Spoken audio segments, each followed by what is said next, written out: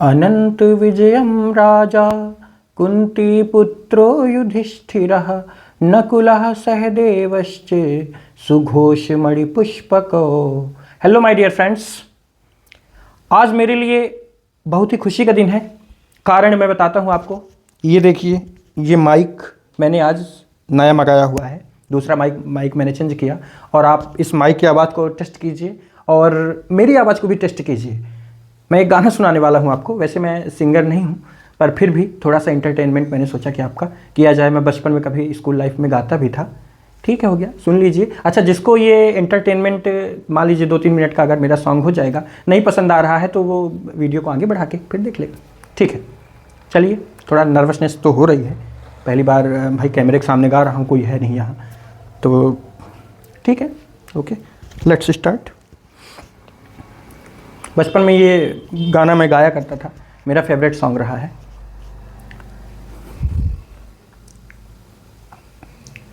चोट लगे तुझको तो दर्द मुझे होता है, आँख तेरी छलके तो दिल ये मेरा रोता है,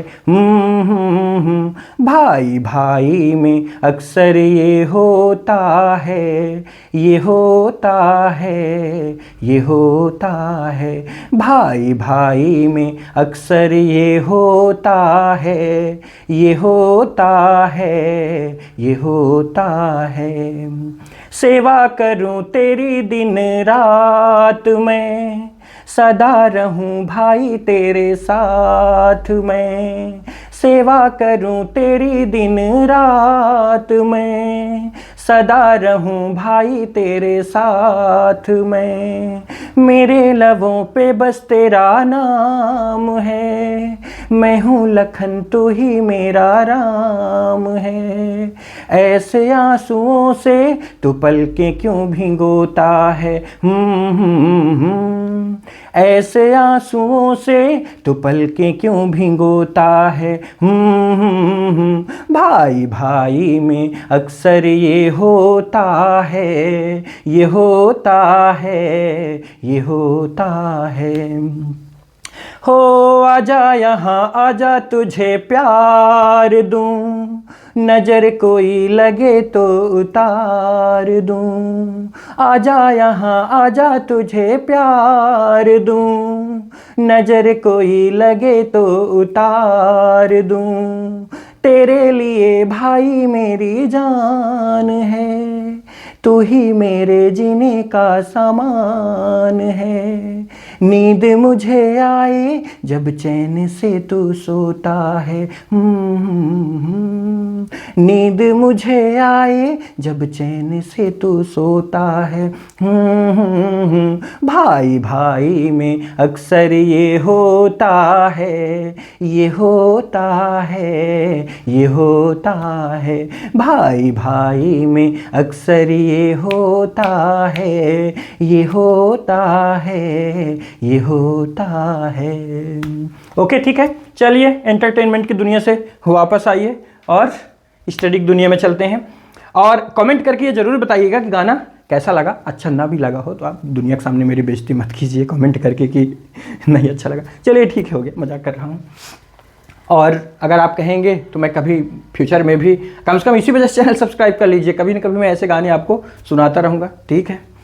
और आज इट के यूज का पार्ट 2 है, ये बात आपको मालूम है। डिस्क्रिप्शन में जाइए, अगर आप चैनल में नए हैं तो पहले पार्ट 1 देखिए, डिस्क्रिप्शन में मैंने लिंक दे रखी है, तो उसमें आप पार्ट 1 इट का देख लीजिए, उसके बाद पार्ट 2 में आइए। आपको मालूम है ये बात कि 3 पार्ट्स में इट का यूज कंप्लीट होने वाला है और इसके बाद एक वीडियो आएगा 3 पार्ट्स के बाद, जिसमें इट और दिस का मैं डिफरेंस करवाने वाला हूँ। तो पिछली वीडियो में मैंने क्या करवाया हुआ है, समय, दूरी, ऋतु, मौसम, महीना, तापमान, इनके लिए इट का यूज किया जाता है, ठीक है, ये बात आपको मालूम है। लेकिन उसमें से ये बच गया था, वाक्य पर जोर डालने के लिए ये वाला पार्ट बचा हुआ था कि इट का यूज कैसे करते हैं वाक्य पर जोर डालने के लिए, इट का यूज कैसे किया जाता है, तो उसी के बारे में हम डिस्कस करने वाले हैं। लेकिन उससे पहले मैं आपको, पिछली वीडियो में मैंने एक क्वेश्चन पूछा हुआ है, उसका आंसर मैं जल्दी से दे देता हूं, ठीक है। तो एक क्वेश्चन मेरा ये था कि, सॉरी थोड़ा लाइट डिस्टर्ब कर रही, क्वेश्चन मेरा ये था कि मैं जब पढ़ा चुका था, तो मैंने पूछा था कि इसमें एक सेंटेंस गलत है, वो सेंटेंस आप बताइए कौन सा है। तो वो सेंटेंस था एक राजा था। इस सेंटेंस को मैंने बनाया था इट वाज अ किंग।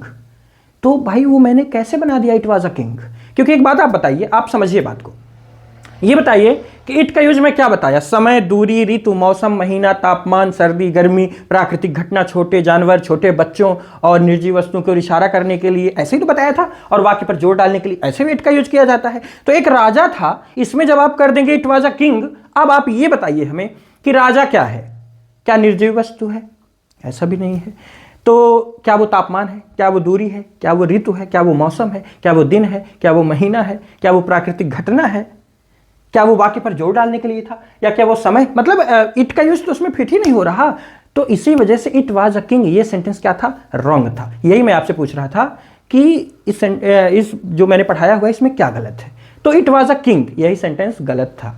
मतलब उसका एक राजा था का translation it was a king नहीं होगा, इट से स्टार्ट ही नहीं होगा वो सेंटेंस, क्योंकि उसमें समय, दूरी, जो इट का पैमाना है वो लागू नहीं हो रहा है।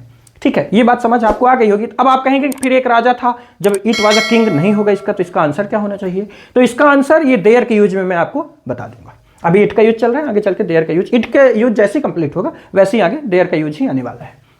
ठीक है, हम आज दो टॉपिक्स पर डिस्कस करने वाले हैं। एक तो समय।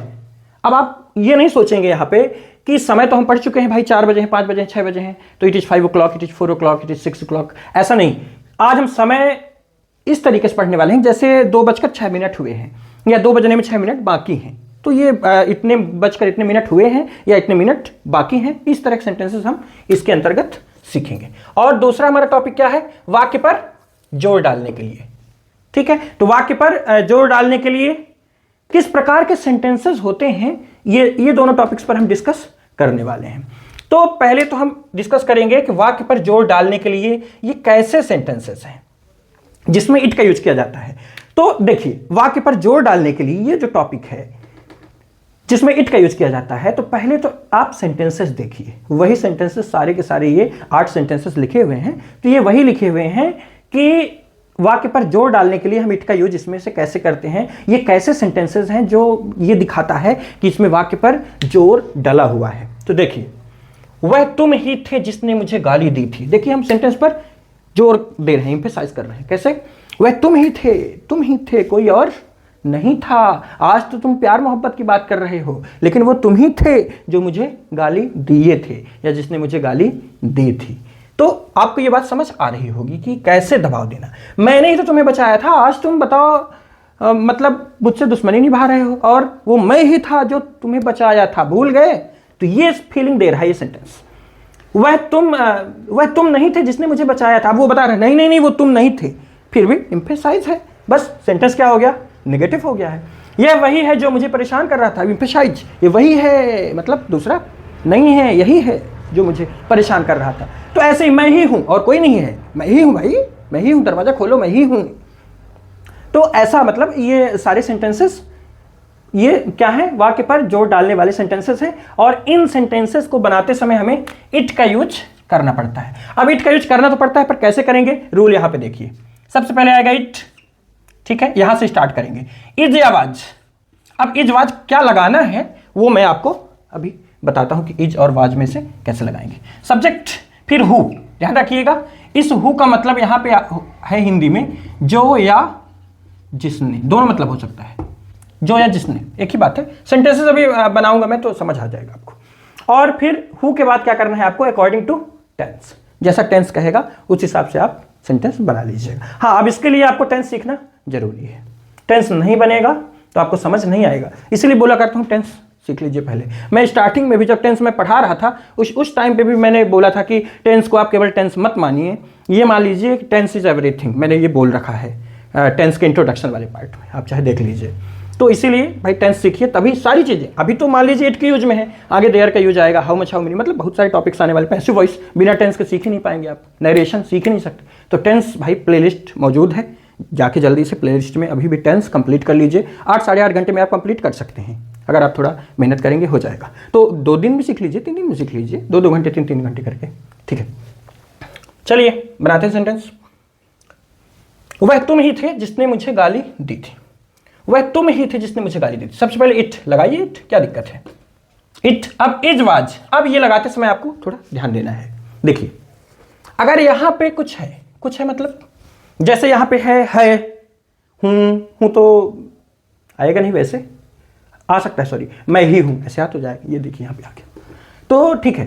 यहां पे अगर है, हूं, थे, था, मतलब यहां पे अगर कुछ है तो उसके अकॉर्डिंग आप लगा लीजिए। तो देखिए इज वाज क्या लगाया जाए, थे है मतलब वाज, ठीक है। अच्छा वर्ब मत सोचिएगा क्योंकि इट हमेशा सिंगुलर होता है तो इज और वाज ही लगता है। फ्यूचर में विल भी लगा सकते हैं, फ्यूचर में विल भी, प्रेजेंट में इज है के लिए और पास्ट के लिए था थी के लिए वाज और फ्यूचर के लिए विल बी, ठीक है। तो इट वाज, फिर भी अगर कोई प्रॉब्लम आपको हो रही है तो कमेंट बॉक्स किस लिए होता है, इसीलिए है, आप क्वेश्चन पूछ सकते हैं या कि फिर इंस्टा में आप डीएम कर सकते हैं। तो इट वाज, अब सब्जेक्ट क्या है, अच्छा यहां थोड़ा सा गड़बड़ी मत करिएगा, देखिए ध्यान से। इट वाज, अब ये वह देख के आप ये मत सोचिए कि ही सब्जेक्ट है, करने वाला कौन है, गाली देने वाला कौन है, ध्यान से देखिए सब्जेक्ट सेंटेंस को, तुम ही थे जिसने मुझे गाली दी थी। ये वह जो आया है ये तो तुम पर दबाव दे रहा है, मतलब एम्फेसाइज कर रहा है तुमको, इस बात को समझना पड़ेगा ध्यान से तभी समझ आएगा, नहीं हो सकता है प्रॉब्लम हो। वह तुम ही थे, वह जो है ये वह कोई और थोड़ी ना आ गया कि ही हम करेंगे वह को ही यानी वह, ऐसा मत करिएगा। वह तुम ही थे, वह मैं ही था, तो वह जो आया ये वह कोई इफेक्ट नहीं, सिर्फ वह दबाव डाल रहा है सेंटेंस पे, बाकी ही नहीं आ रहा अलग से, ठीक है। कुछ सेंटेंस बनाते हैं शायद और समझ आ जाए। वह तुम ही थे जिसने मुझे गाली दी थी। इट वाज सब्जेक्ट यू,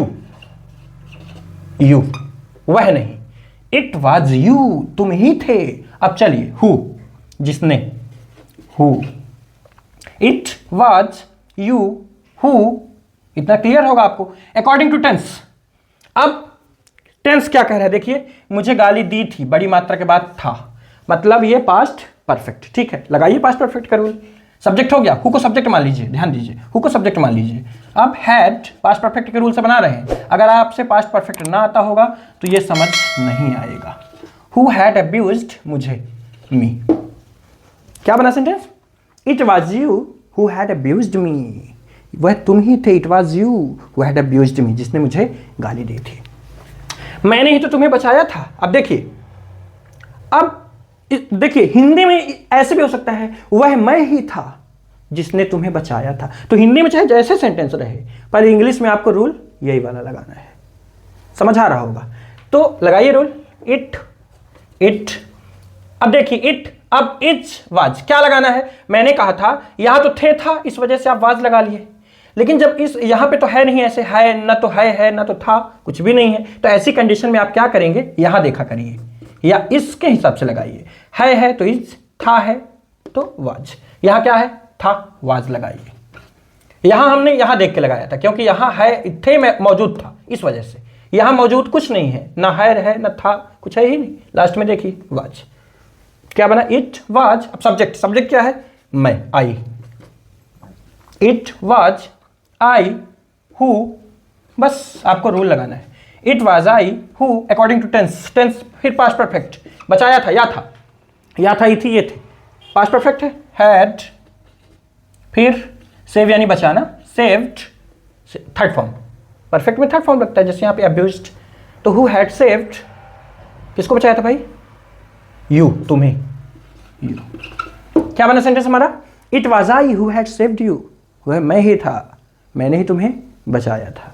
तो हिंदी हो सकता है दूसरे तरीके से लिखी हो, पर जब आपको यही दिखाना हो, यही दर्शाना हो कि मैंने ही तुम्हें बचाया था, वह मैं ही था जिसने तुम्हें बचाया था, कुछ भी हिंदी में हो सकता है, पर it was I who had saved you, English में यही बनने वाला है। वह तुम नहीं थे, अब देखिए मान लीजिए इसका रिप्लाई दे रहा है ये, वह तुम नहीं थे जिसने मुझे बचाया था, वो बोल रहा है कि मैं ही था। अब इसमें आपको करना क्या है, देखिए वह तुम नहीं थे जिसने मुझे बचाया था, तो बस सेंटेंस नेगेटिव हो गया, इसीलिए मैंने ये सेंटेंस लिया हुआ है एग्जांपल के तौर पर कि आपको ये नेगेटिव और इंट्रोगेटिव भी साथ साथ आप सीख लेंगे। वैसे भी टेंस आता है तो आपको प्रॉब्लम नहीं होनी चाहिए। वह तुम नहीं थे, it was not you, it was not, यहां इसके बाद क्या करना है, नॉट लगा लीजिए, इज वाज के बाद जो भी रहे आप नॉट लगा लीजिए, और फिर सब्जेक्ट हो गया you, it was not you, वह तुम नहीं थे, इट वाज नॉट यू। अब हु, ठीक है, हु, अब अकॉर्डिंग टू टेंस फिर वही पास्ट परफेक्ट, हु जो had saved me. It was not you, या कि वॉज नॉट का कॉन्ट्रैक्शन यूज कीजिए, wasn't. It wasn't you who had saved me, वह तुम नहीं थे जिसने मुझे बचाया था।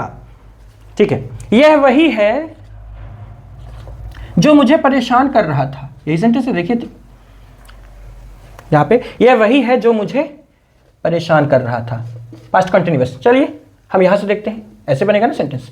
बस रूल लगाइए आप, ज्यादा एक्स्ट्रा दिमाग मत चलाइए। इट इज वाज, क्या लगाया जाए पहले तो ये देखिए। अब यहां पे देखिए, यह वही है, यहां है, इसको देख के आप लगाइए इज। अब आप यहां पे नहीं देखेंगे, बस सीधी सी बात समझिए। यहां है, अगर कुछ है था में, इसी को देख के हेल्पिंग वर्ब इसको यूज कीजिए। नहीं है तो यहां देख के लगा दीजिए, गलत नहीं होने वाला। इट इज, अब सब्जेक्ट क्या है? यह वही है, यह, तो it is he, it is he, यह वही है, यही है, कुछ भी आप कहिए। It is he, it is he, फिर हु, जो, ये जो के लिए क्या आया हुआ है? हु आया हुआ है। तो इट इज ही, वही है, या कि यह वही है, ठीक है। इट इज हु, इतना हो गया अकॉर्डिंग टू टेंस। अब टेंस क्या बोल रहा है भाई? Past continuous. चलिए, पास्ट कंटिन्यूअस मतलब वाज वर्ब, आपको मालूम है वर्ब में आईएनजी, कंटिन्यूअस। मुझे परेशान कर रहा था, हु वाज, ये सब्जेक्ट हो गया, हु को मैंने बताया सब्जेक्ट मान लेना है, हु वाज। अब परेशान करना होता बॉदर, BOTHER, बॉदरिंग, आईएनजी लगाई, continuous. It is he who was bothering me, मुझे। आप यहां अगर डिस्टर्ब यूज कर दें तो कोई दिक्कत नहीं है, मतलब डिस्टर्ब यानी होता है परेशान करना, ये भी आपको लगभग मालूम होगा। अब बॉदर यानी भी होता है परेशान करना, पर ये यूज करेंगे बेटर रहेगा, थोड़ा बोलने में भी स्टैंडर्ड लग रहा है, ठीक है। It is he who was bothering me. अब एक चीज और, जैसे ये वाज जो आया हुआ है, ध्यान दीजिएगा, ये ही के कारण आया है, हु के कारण नहीं आ रहा है। हु को हम सब्जेक्ट मान के रूल जरूर अप्लाई कर देते हैं, क्योंकि हु को जब हम सब्जेक्ट मान लेते हैं तो हमारे लिए आसान होता है समझना, लेकिन वाज जो आया है ये ही के कारण आया है, ठीक है। अभी यहां तो हैड आ रहा था तो इसमें दिक्कत नहीं थी आपको, लेकिन यहां पे अगर आप सोचें कि ऐसे समझिए, यहां पे अगर डे हो जाए, THEY, डे, अब डे प्लूरल तो यहां वर हो जाएगा। अब आपको समझ आ रहा होगा। तो ये वाज का कनेक्शन यहां से है, ही से, क्योंकि ये ही अब टेंस जैसा आएगा तो सब्जेक्ट, इस सब्जेक्ट के हिसाब से यहां पे हेल्पिंग वर्ब आएगी उस टेंस में, हु के कारण नहीं आएगी। हु तो बार बार रहेगा, हु तो बार बार रहना है, लेकिन ये जो इसमें हेल्पिंग वर्ब आनी है ये इस सब्जेक्ट के हिसाब से लगानी है। और टेंस में तो जैसे मान लीजिए वाज वर्ब, तो अब वाज वर्ब में क्या लगाया जाए? मान लीजिए जैसे लिखा हुआ अकॉर्डिंग टू टेंस, मान लीजिए पास्ट कंटिन्यूअस आ गया, तो पास्ट कंटिन्यूअस में वाज वर्ब आप लगाएंगे, लेकिन वाज वर्ब में से कौन सा लगाएंगे? तो उसके लिए आपको यहां देखना पड़ेगा, ठीक है। जैसे यहां वाज वर्ब में से क्या लगाया जाए, उसके लिए हमने यहां देखा ही, इसके कारण वाज आया। चलिए, मैं ही हूं, इट इज आई, ध्यान रखिएगा इट्स मी नहीं। अच्छा, आजकल के फैशन में मैंने देखा हुआ है कि बहुत सारे स्टूडेंट्स, बहुत सारे लोग, मतलब जानते हैं आप कि जो समाज के स्टूडेंट्स हैं, पब्लिक है, वो it's me, it's me, it is me, ऐसा नहीं बोलना है आपको। इट इज़ आई, यहाँ पे हमेशा सब्जेक्टिव केस, देखिए यहाँ पे इट इज, यह सब्जेक्ट लिखा है नहीं है यहाँ पे, मतलब ये सब्जेक्टिव केस भी है, ऐसा नहीं है कि बस राम श्याम ऐसा आएगा। प्रोनाउन आएगा तो सब्जेक्टिव केस में ही आएगा, ठीक है। आप बोलेंगे इट्स मी तो चलेगा, क्योंकि सब बोल रहे हैं तो आप भी बोलिए, आपको क्या छूट नहीं है, आप भी बोलिए भाई। लेकिन अगर आप कंपटीशन के लिए तैयारी कर रहे हैं या फिर किसी एग्जाम की तैयारी कर रहे हैं, कहीं एग्जाम में बैठने वाले हैं, तो अगर आप लिखते हैं इट्स मी तो वो क्रॉस कर देगा, 0 हो जाएगा नंबर आपका इस क्वेश्चन में। तो इसलिए इसके बाद हमेशा सब्जेक्टिव केस लगाइए। आज के बाद इट्स मी बोलना बंद कीजिए, इट्स आई, नॉट मी, ठीक है। राम ही तुम्हारी मदद करेगा, अब देखिए राम ही तुम्हारी मदद करेगा। चलिए रूल लगाइए, इट, अब इज वाज क्या लगाया जाए? अब देखिए, अब आप कहेंगे यहां तो कुछ है नहीं, है था, अब इसके हिसाब से लगाना पड़ेगा, ठीक है, बात सही है। मैंने अभी बोला आपको कि यहां लास्ट में जो पहचान रहे उसके अकॉर्डिंग आप लगा लीजिए। अब गा आ गया, अब गा के लिए तो यहां विल भी चाहिए, तो आप विल भी यूज कर सकते हैं, दिक्कत वाली बात नहीं है। लेकिन जैसे फ्यूचर में है तो फ्यूचर और प्रेजेंट का कॉम्बिनेशन चलता है, याद रखिए ये बात, फ्यूचर और प्रेजेंट का कॉम्बिनेशन इस तरह से चलेगा, लेकिन पास्ट के साथ फ्यूचर का कॉम्बिनेशन नहीं चलता है। तो इट अब प्रेजेंट का कॉम्बिनेशन चल जाएगा, इज, मतलब इस फ्यूचर के साथ प्रेजेंट का कॉम्बिनेशन चलेगा, मतलब इज लगा लीजिए आप, कोई दिक्कत नहीं है। अगर आपको फिर भी ये बात समझ नहीं आ रही है तो कोई बात नहीं, आप धड़ल्ले से इट विल बी राम लगाइए, इट विल बी गा, फ्यूचर के कारण फिर यहां पे आप विल बी कर लीजिए। लेकिन वैसे बोला यही जाता है इट्स, इसका कॉन्ट्रैक्शन बोला जाता है इट्स, बोलने में भी अच्छा है। पर ठीक है, अगर आपको समझने में दिक्कत हो रही है इसलिए मैं बोल रहा हूं, बाकी अगर आप समझ जाएं तो बेटर है। इट इज राम, देखिए इट इज राम, सब्जेक्ट क्या है? राम है, इट इज राम, राम ही है, या कि राम ही होगा, भविष्य में होगा तो विल भी लगाएंगे, ठीक है। तो इट इज राम, राम ही है जो तुम्हारी मदद करेगा। हु, अब ये future indefinite, will help you, ये फ्यूचर इंडेफिनिट के रूल से हमने बना दिया हु को सब्जेक्ट मानकर। तो it is Ram who will help you. और अगर आप सोच रहे हैं कि यहां पे हम विल भी लगाएंगे गागीगे, तो इट विल बी राम भी सही है, पर यूज ये ज्यादा नहीं होता। इट विल बी राम थोड़ा सा बोलने में भी ऑकवर्ड लग रहा है। It will be Ram who will help you, देखिए यहां पे विल, यहां पे विल बी। तो आप ऐसा फ्यूचर में रहे कोई सेंटेंस इधर, तो आप यहां प्रेजेंट मतलब इज लगाइए। बस ऐसा मत करिएगा आप कि यहां वाज लगाइए यहां विल, ये तो बिल्कुल गलत हो जाएगा। तो आप ऐसा नहीं कर सकते हैं, मतलब फ्यूचर का प्रेजेंट का कॉम्बिनेशन चल जाएगा, फ्यूचर प्रेजेंट चलता है, बस वाज मत कीजिएगा। ज़्यादा दिक्कत हो रही है आपको तो यहां विल भी आप लगाइए, कोई दिक्कत नहीं। चलिए, वह मैं नहीं था जो तुमसे बात कर रहा था, वो मैं नहीं था। अब देखिए यहां पे बात इसकी है, हम ये वह के माध्यम से इस मैं पर दबाव डाल रहे हैं। वह अलग से कोई नहीं आया कि वह कोई आ गया तीसरा ही, ऐसा नहीं है, वो मैं ही था, मैं ही। तो वो तो इसके माध्यम से हम क्या करते हैं, इस पे दबाव सेंटेंस पर और जोर दे रहे हैं, अपने सब्जेक्ट पर, वह मैं था, है ना। ठीक है, चलिए रूल लगाइए। इट, इट, ठीक है, इट। अब क्या लगाया जाए, इज वाज। अब यहां पे देखिए, यहां पे मौजूद है था, वाज लगाइए। इट वाज, अब सब्जेक्ट, सब्जेक्ट क्या है?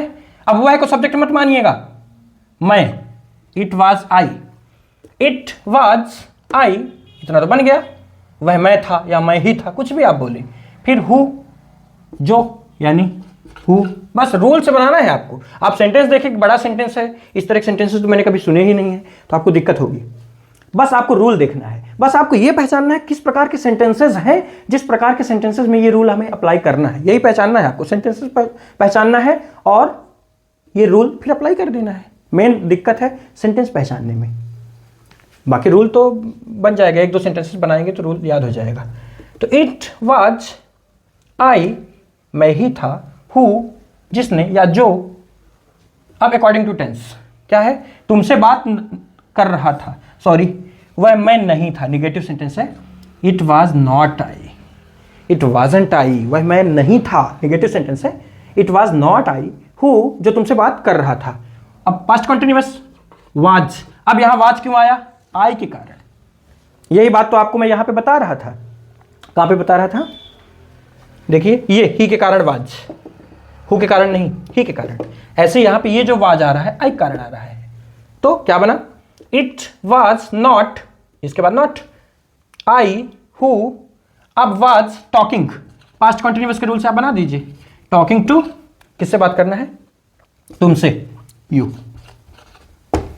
It was not I who was talking to you, वह मैं नहीं था जो तुमसे बात कर रहा था।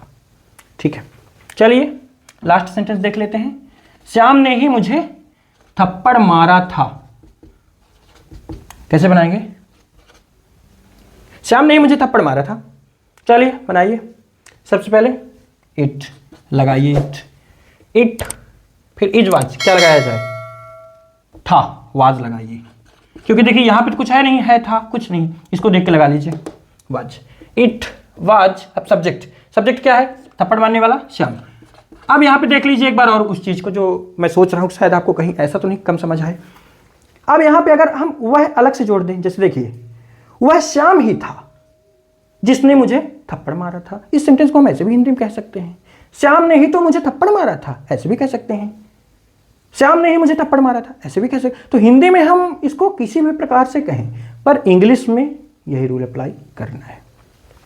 तो वह अलग से लाएंगे तो ही कुछ नहीं आएगा कि ही आ जाए वह के लिए। इट वाज श्याम, श्याम ही था, श्याम ने ही मुझे थप्पड़ मारा था, तो it was Shyam, it was Shyam. अब बस बनाइए हु।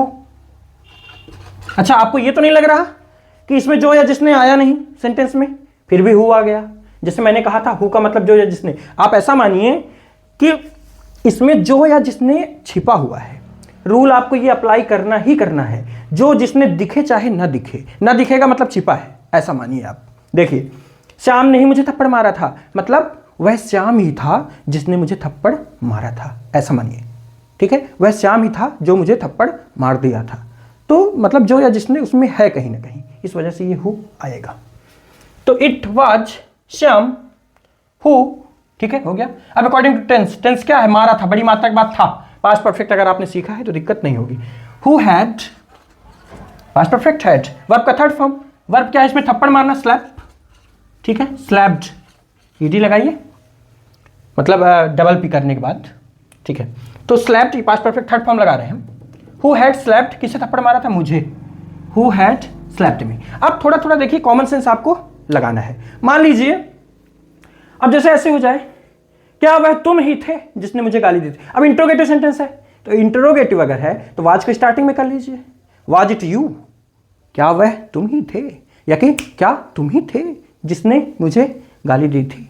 तो ऐसा आप कर लेंगे। नेगेटिव आ गया कि वह तुम नहीं थे, तो इट वाज नॉट यू, यहां पे नॉट लगा लीजिए। तो इतना कॉमन सेंस होना चाहिए। जैसे तुम थे जिसने मुझे गाली नहीं दी थी, मतलब बाकी मान लीजिए ऐसा हो जाए, बाकी सब लोगों ने गाली दी थी लेकिन तुम थे जिसने मुझे गाली नहीं दी थी। तो who had not, negative sentence तो ये है, मुझे गाली नहीं दी थी, तो हैड के बाद नॉट लगाएंगे। ठीक है, तो ये कॉमन सेंस आपको लगाना पड़ेगा। ठीक है, ये हमारा वाक्य पर जोर डालने के लिए इट का यूज जो था, ये हमारा कंप्लीट हो गया कि वाक्य पर हम किस प्रकार के वाक्य होते हैं जो जोर डालने के लिए जिन पर हम इट का यूज करते हैं। अब हम आ जाते हैं किसमें, अपने आज के दूसरे मुद्दे पर और आखिरी मुद्दे पर भी, समय, कि हम समय कैसे बताएं इट से। ठीक है, उसके लिए हम कुछ एग्जांपल्स देखते हैं। टाइम बताना भी सीख लीजिए कि टाइम कैसे बताया जाता है। देख लीजिए सेंटेंस, 4:06 है। अब यही भी हो सकता है 4 बजने में 6 मिनट बाकी हैं, तो मतलब कुछ बजकर इतने मिनट हैं या इतने मिनट बाकी हैं। उसी तरह के सेंटेंसेस हम सीखने वाले हैं, जल्दी सीख लेंगे, ज़्यादा टाइम नहीं लगेगा। देखिए 4:06 है, पहले तो काम यही करना है हमें। पहले ऐसा कीजिए, इट लगाइए, इट, क्योंकि टाइम है, इट का यूज करना है हमें। ठीक है, इट अब है इज, बस यही देख के आपको इज या वाज या विल बी जो भी लगाना है आप लगा लीजिएगा।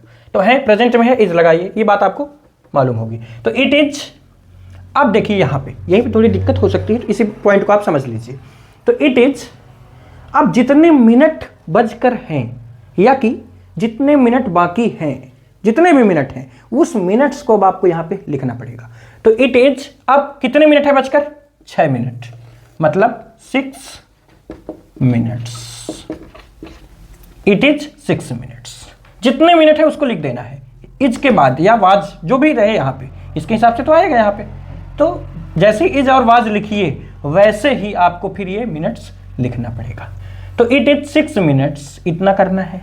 अब देखिए 4 बजकर, अब ध्यान दीजिए यहाँ पे, कभी भी बजकर रहे तो पास्ट, पास्ट यानी बजकर, बाकी रहे मतलब कम, 2 बजने में 3 मिनट बाकी हैं या 2 बजने में 3 मिनट कम है, कुछ भी कहिए, चाहे बाकी कहिए चाहे कम। तो टू, क्या याद रखना है आपको, बजकर आए तो पास्ट, बाकी या कम आए तो टू।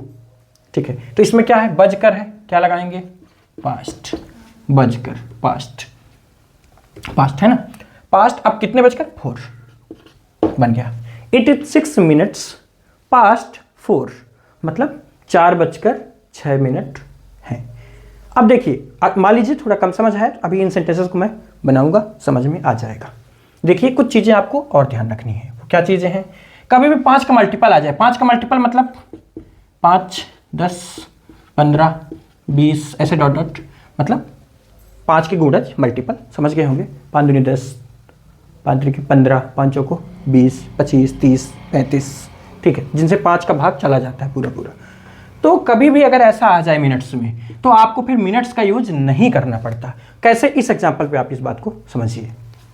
देखिए, चलिए, इट मान लीजिए 3:05 है, इसको हमें ट्रांसलेट करना है। तो इट अब है, प्रेजेंट में है, इज लगाइए। अब मैंने कहा जितने मिनट बजकर हो गए हैं वो मिनट को अब लिखना है इज के बाद, जैसे यहाँ पे 6 मिनट्स इज के बाद। तो इज के बाद 5 मिनट। अब देखिए इट इज 5, अब मिनट्स नहीं, जैसे यहाँ पे 6 मिनट्स लिखा है हमने, यहाँ 5 मिनट्स नहीं लिखना है। मिनट्स क्यों नहीं लिखना है? क्योंकि देखिए 5 आ गया। अब यहाँ पे 10 मिनट होता फिर भी हम यहाँ इंग्लिश में मिनट्स नहीं लिखते, 15 मिनट होता फिर भी यहाँ पे हम मिनट्स नहीं लिखते। तो उम्मीद है अब ये बात समझ आ गई होगी कि ये भी कभी भी इतने मिनट आए, 5 मिनट या 10 मिनट या 15 मिनट या 20 मिनट, तो इनमें फिर मतलब ऐसे 25-30 जो भी है 5 का मल्टीपल, तो मिनट्स का यूज हमें नहीं करना है, मत करिए। बजकर है मतलब पास्ट लगाना है आपको, पास्ट लगाना है बजकर के लिए। अब कितने बजकर 3, पास्ट 3 बन गया। It is 5 past 3। अब ये 5 है इस वजह से मिनट्स नहीं आया।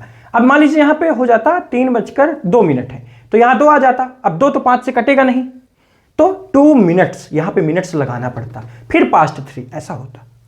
ठीक है, चलिए इस सेंटेंस को बनाइए। 2 बजने में 15 मिनट बाकी हैं। देखिए कभी भी 15 मिनट आए तो आप 15 मत लिखिए। आप तो कहेंगे ठीक है 5 से भाग जा रहा है तो हम मिनट्स का यूज नहीं करेंगे, ठीक है, लेकिन 15 मिनट के लिए याद रखिए आप अ क्वार्टर, इसको क्या बोलते हैं? A quarter. 15 मिनट्स को अ क्वार्टर बोलते हैं इंग्लिश में। कभी भी जैसे हिंदी में हम लोग नहीं बोल देते 2:15 बजे हैं, 3:15 बजे हैं, तो इंग्लिश में भी ऐसा ही सिस्टम है कि मतलब हम लोग ऐसा नहीं बोलते 3:15 है, हम 3:15 को क्या बोल देते हैं? 3:15 है, ऐसा बोल देते हैं। तो ऐसे ही इंग्लिश में भी हमें 15 मिनट ना बोल के 15 मिनट्स ना बोल के अ क्वार्टर करना पड़ जाता है। तो हम 15 मिनट्स को क्या बोलते हैं इंग्लिश में? अ क्वार्टर बोलते हैं। ठीक है, फिर मान लीजिए 30 मिनट, जैसे हम लोग बोलते थे 2:30 बजे हैं, क्या ऐसा बोलते हैं 2:30 है? तो 30 मिनट को बोला जाता है अ हाफ। ठीक है, अब देखिए 15 मिनट को अ क्वार्टर कैसे बोला गया, इसका थोड़ा सा एक हिसाब देखिए, समझ आ जाएगा आपको, याद हो जाएगा। जैसे अ क्वार्टर मतलब पौवा, आपने गाना सुना होगा चिकनी चमेली वो पौवा चढ़ा के आई, तो पौवा जो है देखिए, तो अ क्वार्टर मतलब आप ऐसा समझिए कि अगर बॉटल है एक, तो बॉटल का चौथा हिस्सा जो है, एक बॉटल मतलब 1 लीटर ऐसा समझिए, तो 1 लीटर का चौथा हिस्सा क्या होगा? 1 पाव, उसी को बोलते हैं पौवा। ठीक है, ऐसे ही 1 घंटे का चौथा हिस्सा क्या होता है? 15 मिनट। 60 मिनट का चौथा हिस्सा 15 मिनट, तो 15 मिनट को क्या बोला जाता है? A quarter. इससे समझ लीजिए, अगर कम समझ आया हो तो ऐसे समझिए। अब देखिए 30 मिनट को क्या बोलते हैं? A half. 1 घंटे का आधा 30 मिनट होता है, जैसे 1 लीटर का आधा क्या बोल देते हैं? हाफ। मतलब ऐसा होता है, पौवा आधी जो भी है, यार मैं क्या जानूँ, है ना ये सब। ठीक है, लेकिन 30 मिनट को आप सीधे याद कर लीजिए भाई कि अ हाफ बोलना है, और 15 मिनट्स को क्या बोलना है? A quarter. अब यहाँ पे देखिए 2 बजने में 15 मिनट बाकी हैं, तो इट इज, पहले तो इज है, ठीक है। अब जितने मिनट हो तो 15 मिनट्स। अब आप 15, अगर 15 लिखिए आप, कोई दिक्कत वाली बात नहीं है, 15 लिख के आप फिर मिनट्स मत लगाइए, क्योंकि 5 से तो भाग चला जाएगा 15 में। लेकिन 15 मिनट को हमने कहा अ क्वार्टर बोल दीजिए और बेटर है, बोलिए अ क्वार्टर। तो क्या बना? इट इज अ क्वार्टर, मतलब 15 मिनट है। अब बाकी हैं, इस बार देखिए बाकी है मतलब 2 लगाइए भाई। कितने बजने में? 2। क्या बना? It is a quarter to 2। It is a quarter to 2, मतलब 2 बजने में 15 मिनट बाकी हैं। चलिए ठीक 7 बजे ही, मैंने अलग से सेंटेंस आपको दे दिया है। कभी भी ऐसा आ जाए तो 7 बजे हैं आपको मालूम है, तो इट इज 7 o'clock, आपको ये बात मालूम है। कभी भी ठीक आ जाए, जैसे ठीक 7 बजे हैं, ठीक 3 बजे हैं, ठीक 2 बजे हैं, आप लगा लीजिए जस्ट 7 o'clock। बस यही करना है एक्स्ट्रा आपको, ये जस्ट लगा लेना है इस ठीक के लिए। जस्ट कहाँ पे लगाएंगे? ओ क्लॉक के ठीक पहले, मतलब 7 o'clock, 3 o'clock, 2 o'clock, 5 o'clock, जो भी है जितना भी टाइम, उसके ठीक पहले आप लगा लीजिए जस्ट।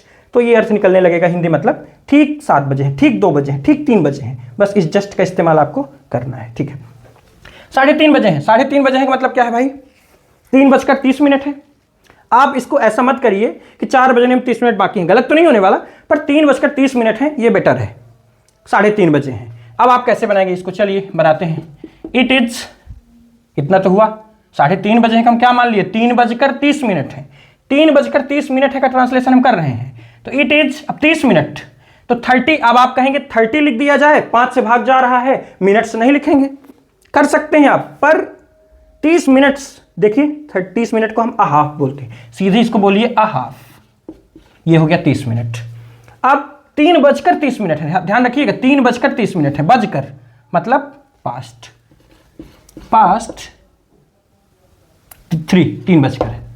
इट इज़ 3:30 मतलब 3:30 हैं, ये कि 3:30 बजे हैं। चाहे 3:30 बजे हैं बोलिए, चाहे 3:30 है बोलिए। ठीक है, लास्ट सेंटेंस देख लेते हैं। 4 बजने में 20 मिनट बाकी हैं। इसके बाद मैं एक सेंटेंस आपको दूंगा होमवर्क के तौर पर, आप कमेंट बॉक्स में हमें कमेंट करके बता दीजिएगा, जो मुझे पता लग जाएगा कि आपको ये सेंटेंसेस समझ आ रहे हैं कि नहीं आ रहे हैं। चलिए, 4 बजने में 20 मिनट बाकी हैं। चलिए, इट इज, पहले तो यही आएगा। अच्छा भाई, कहीं ऐसा आया ही नहीं था, मैंने सेंटेंस ही ऐसे नहीं लिखा था एग्जाम्पल में, तो इस वजह से वाज कहीं भी नहीं आया। डायरेक्ट क्या आ रहा है? इज, बार बार इज आ रहा है, इट इज, क्योंकि हर जगह है,